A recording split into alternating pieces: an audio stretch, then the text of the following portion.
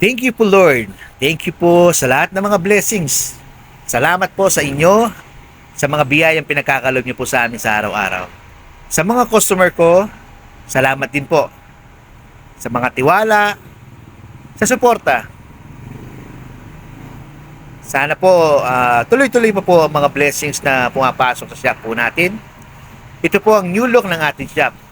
Pagmula ng giniba siya, ginawa ko po siya ng maliwalas.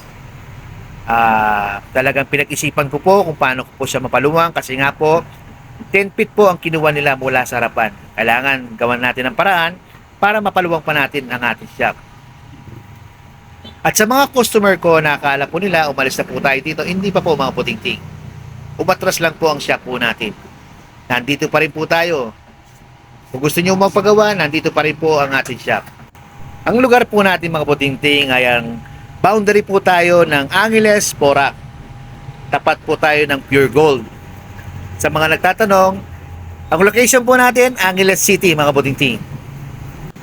Salamat po sa Diyos at nalampasan ko po ang lahat ng pagsubok na dumating po sa atin. Okay mga puting-ting, salamat po sa panonood po ninyo. God bless po sa ating lahat.